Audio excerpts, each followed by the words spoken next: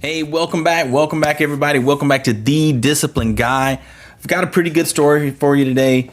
This is a story that has to do with a problem that I see arises in a lot of relationships once they get down the road.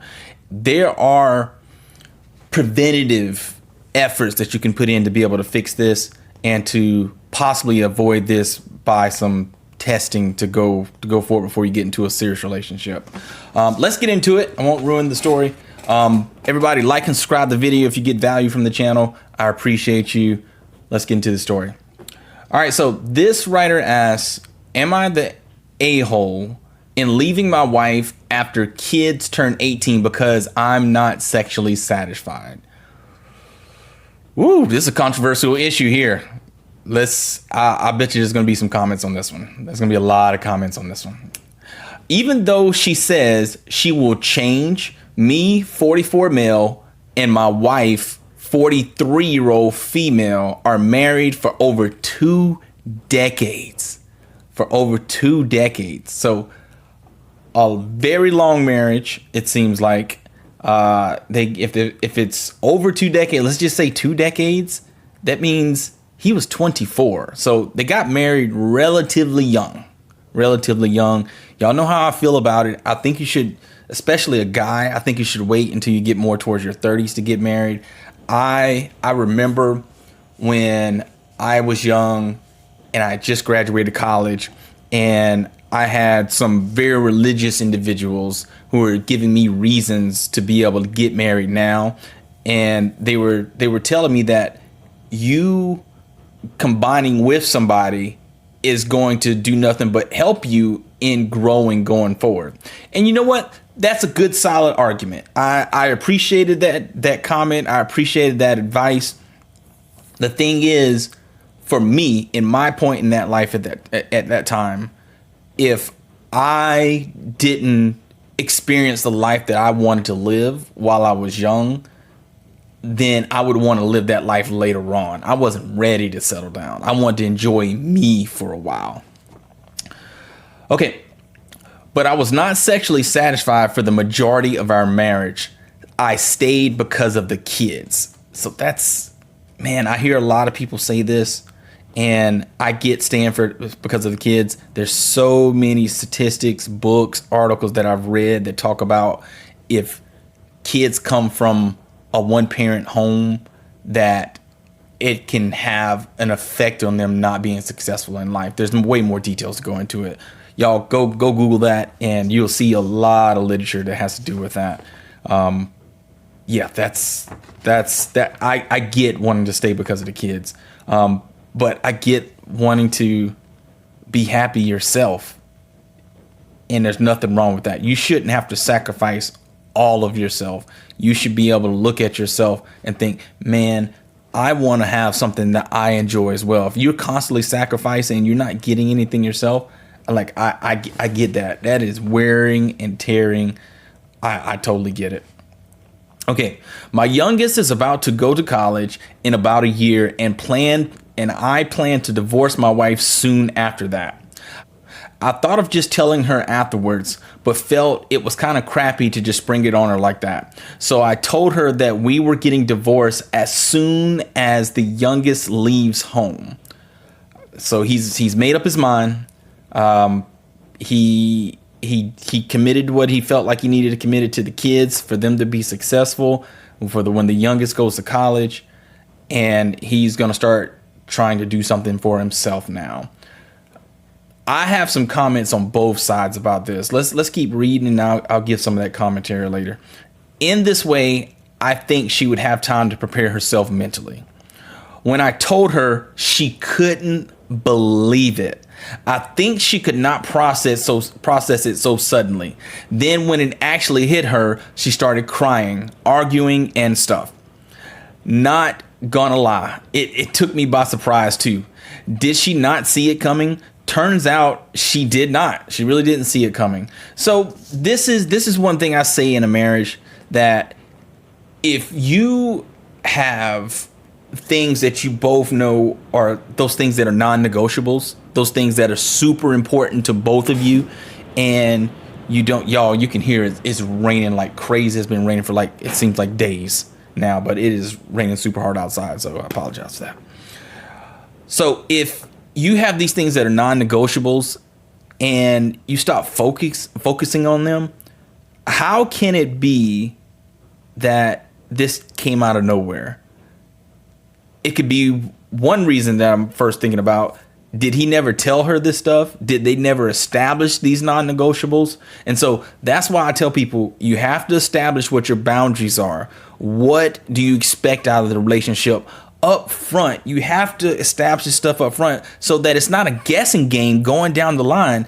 People just assume through osmosis that these great things are going to happen and you don't have to comment on them. They'll just naturally happen. No, you need to put the effort into making sure good things happen in your life. And this is one of the things.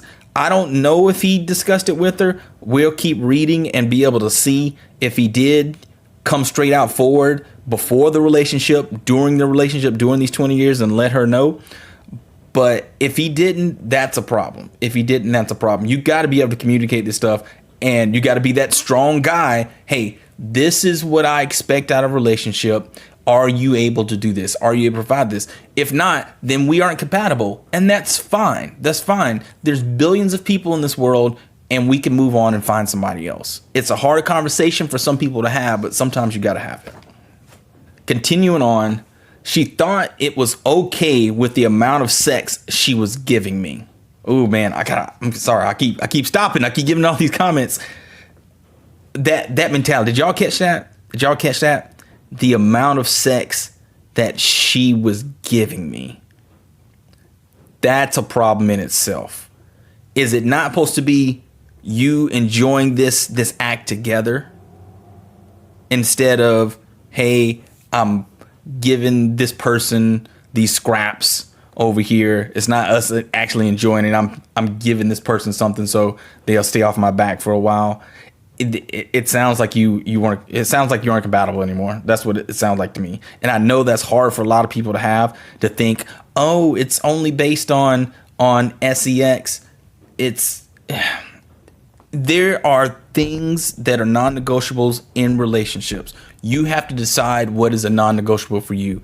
If that is a non-negotiable for that person, there's nothing wrong with that. There's nothing wrong with that. And to shame a person for saying, hey, this is what I want sex, and I'm going to cut off all my other access just for you. And so if you can't provide the level of sex that I want, then we're not compatible, and that's not what I want going forward. It's okay for you to decide how you want to have your relationship.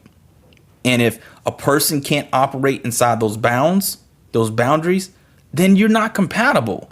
You're not compatible. That goes for women and men. If you have your boundaries and that person can't operate inside those, then you're not compatible. You need to go your separate ways. There's nothing wrong with that. And I think a lot of divorces would not happen if we had these conversations up front. Let's continue on. I could not even get myself to argue at this point. I told her over and over again for like the past decade that I am not sexually satisfied. She would just get defensive or ignore me. So he told her. He let her know, and let her know for, I can't imagine going a decade. Wow, it's a long time to be not satisfied. If he let her know about this and she is unable to meet those standards that he has, then you need to go to a different conversation, and you need to start thinking, man, we just aren't compatible anymore. With this just ain't gonna work. And this is something that's a non-negotiable for me. It's gonna be hard for a lot of people to hear that, but this is something that this guy sees as important. And why should he have to go 2 decades with not being satisfied and not being happy? That's a miserable way to live life. It's a miserable way to live life. And I wouldn't live my life like that. I'm not living my life not being happy, not being satisfied, and neither should you. You shouldn't live your life not being happy and not being satisfied. So this is something that these two individuals, if they've tried to work on it, and the response that he's gotten over the times that he's let her know over the course of a couple decades is she ignored me or she got defensive, she didn't actually try to work on it, then she's not invested. She's checked out. It's that simple. She's checked out. And it goes vice versa too. Usually it's the man who is not getting the sex satisfaction from the woman. But I've also seen it the other way a few times in my life, and it's the same concept. If she's not getting the amount that she wants as well, what is she supposed to do? What is he supposed to do in this situation? Stay there and be miserable? No, I don't agree with that. I don't agree with that. Over the course of 2 decades, no. Okay, let's continue on. He says, I am not being opaque about my divorce plans. I have started getting into dating shape, hitting the gym and stuff. Okay. Stop it one more time. Stop more. I got more times to stop, but this is something that's important. He said he's getting into dating shape. So this is something to think about too. This is something for the guys to think about. Did you hear what he said? He's getting into dating shape. So that means he's out of shape now. In my opinion, he's out of shape. And so if you're not attracted to your spouse and you're not putting in the effort to stay attracted to your spouse, that's a problem. That goes on both sides. If he's not staying attracted for his wife to be able to look alluring to her, then he's part of the problem as well. He's part of the problem. They really seem like they didn't try to work this out. He stated the problem, and they didn't really try to come up with a plan to be able to put in action to be able to fix this. And that's a problem within itself. You have to, as a couple, be able to work on problems together and come up with a solution. And they don't seem like they have that skill to be able to do that. But going back to what he said, you've got to stay in a decent shape. You don't have to be out here looking like old school Arnold and being buff all over the place. You just need to stay decently toned, stay in shape, work out from time to time. That could be going to the gym. That could be going on walks. That can be going on runs. That can be doing some kind of cardio, buy some weights and do some kind of resistance cardio with that, or whatever it may be. There's so many ideas out there on the internet. Just go search for stuff. Do something to keep yourself active and stay in shape. It's something that your spouse will appreciate. And if he's been out of shape, he's been part of the problem as well. Let's continue on. I told her that I am not arguing about it with her anymore. I told her she did not listen. My responsibility is over. Then she started talking about how she was busy raising my children, which she was, and I was too. She sacrificed her marriage for her kids. I sacrificed my happiness. For the ones of you that are against marriage out there, this doesn't help at all. I'm sure this doesn't help at all. This is a relationship that it seems like they just weren't able to work through problems, and they just gutted it out. And you don't just gut out a problem. Some things, yes, you can put on the back burner until you can deal with it, but you need to even put a plan in place of when we're going to deal with that. It's a skill in a relationship to be able to deal with problems because they're going to arise. And these individuals just seem like they just swept it under the rug, and now the rug is huge and you can't sweep it under the rug anymore. And so that's not a good way to handle a relationship. She sacrificed her marriage for her kids. So this happened during the COVID times as well, that you saw a lot of people who didn't know how to be in a relationship no more when they were all stuck in the house. And this is along those same lines. You have to still focus on your marriage. If you don't focus on your marriage when the kids are gone, there's nothing holding you together. So you still need to go on date nights. You still need to focus on time for each other to be able to hang out and do stuff together. My wife and I had a date night last night, and it was pouring raining, as you can hear. And so we decided to do a couch date night. The kids are gone. The kids are gone for 2 days. We decided to bring out some trivia games that we hadn't opened up yet that we've got for Christmas last year. And we played those games. We had a good time. You still have to focus on romancing each other and spending time with each other. And they really don't seem like they did it. They don't seem like they did this. Okay, continuing on. Let's continue on. I chose and do not regret staying for the kids, but now I want to live my life. I understand that. This is a situation. The kids are gone, and now there's nothing holding them together. There's no glue there. She keeps telling me that if I had told her that I would leave, that I was not happy, that I would have did something. God, that's a problem. That's a problem. I hear a lot of these guys out there who I think don't give the best advice. Sometimes they talk about you gotta let her know that you're willing to walk away at any point, and then she'll treat you right.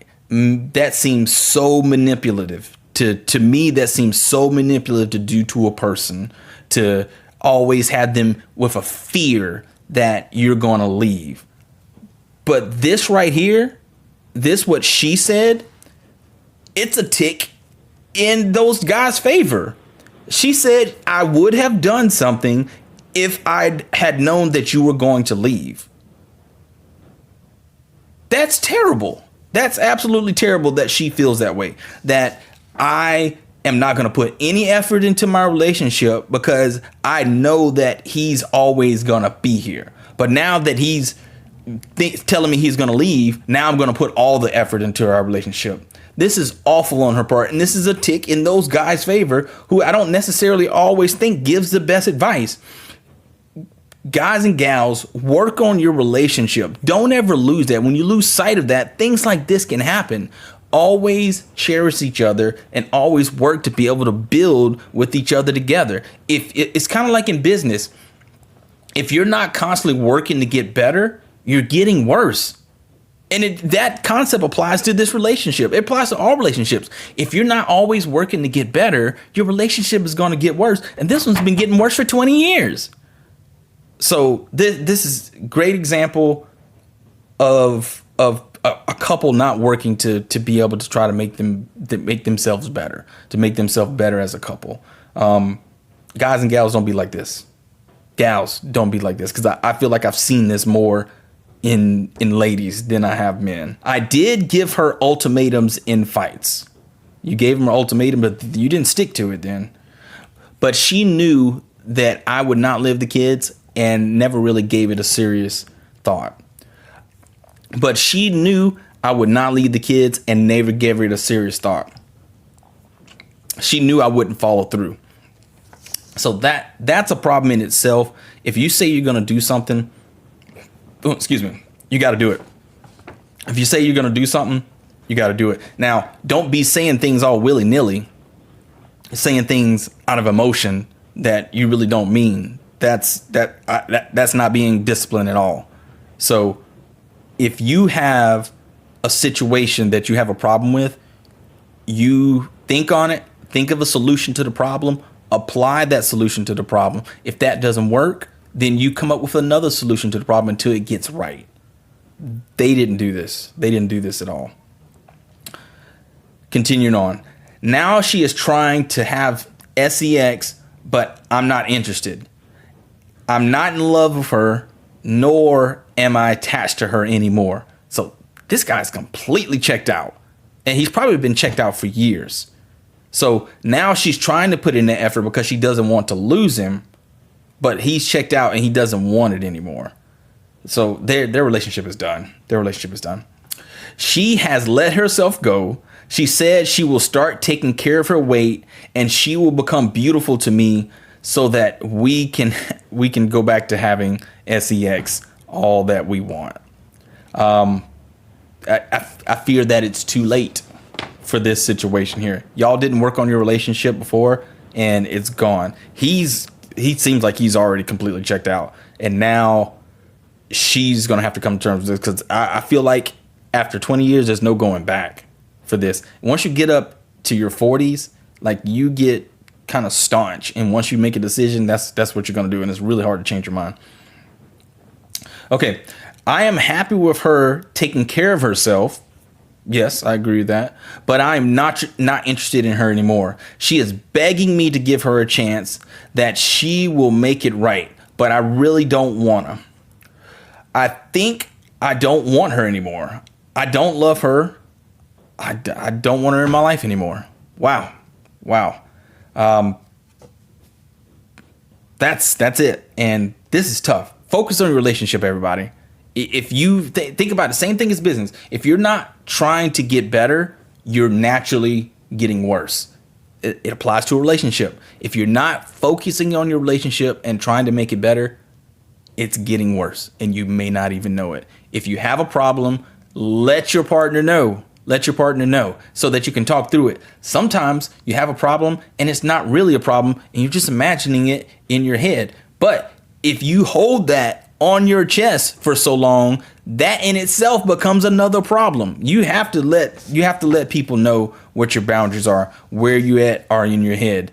I'm not saying to always be going to your lady to be with this endless string of problems, because I feel like most of the guys in my bubble, we don't have a lot of issues that we feel like we need to bring to our ladies. But if it's about your relationship, you got to let them know. You've got to let them know. I don't feel like ladies have problems coming to men and tell them what's going on. This is more for the guys. If you have a problem with relationship, you've got to let them know.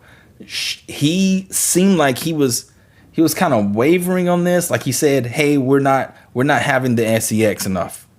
And then that became a very defensive, argumentative thing. And they didn't come to it at a stance that, hey, this is what I'm feeling, and what's your mindset about this? Okay, let's try to come up with a solution to this problem. Let's brainstorm. If you're feeling defensive about this, that's not the right way to go about it.